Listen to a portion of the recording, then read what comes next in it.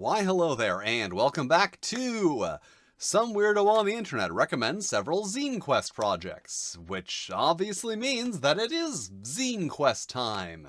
A special August Zine Quest time, which I could, throw out some theories about, but I'm not going to, because that would just be spreading rumors. Anyway, I am here with my Day 1 Zine Quest picks, where I recommend the things that I saw that I like on the first day of Zine Quest. Anyway, let's get into this with my first pick, Ark Lab. A game about exploring Atlantean islands teeming with strange and exotic creatures. So it's kind of like Pokemon, but without the forced combat and obsessive collection and eternal imprisonment in someone's PC of sapient creatures. It is also a solo or GM-less game. It is a 1 to 4 player GM-less game, and with one player that would be solo. And it does seem to have a lot going on because it has the exploration and then also a base management aspect to it. So it seems like a game that has things to do in it.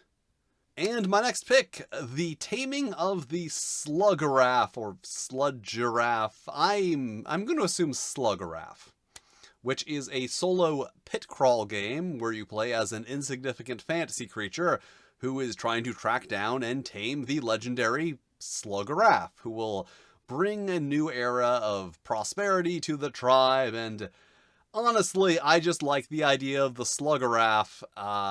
It does not take a lot to impress me. It has to be something weird like a Slugiraffe, but not a lot. And on to my next pick, Ball of the Wild, a game about animal drag performers who perform dressed as other animals, and that just sounds adorable.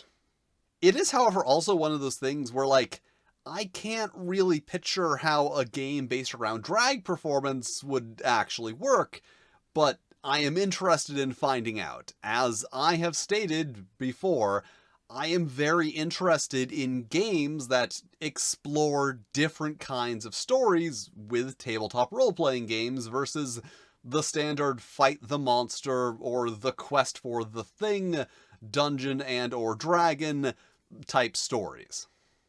And finally, Action Figure Rescue Squad, a game that uses a POG-based resolution mechanic, like POGs from the 90s. And yeah, there are other things I could say about this game, but I think that POG-based resolution mechanic is the sort of thing that's either going to be a selling point or a deal breaker. And that is it for my Zine Quest 4 Day 1 picks. I usually do 5, but there were really only 4 that caught my attention.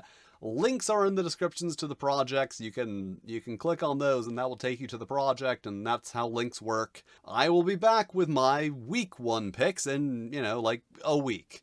And make sure to keep an eye out for Satanic Panic, the role-playing game, coming soon.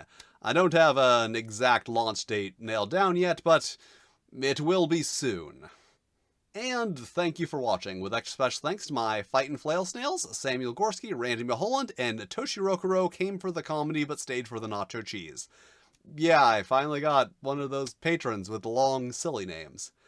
If you'd like to be cool like them, you can check out my Patreon, where you can get early access to videos and fun stuff I make from the Patreon, but if you don't want to, that's cool too. You can still hit all the lovely buttons, like, subscribe, the other videos floating around screen. You can click on all of those things, you can leave a comment, there's so many things you can do here on the YouTube, and I will see you next time.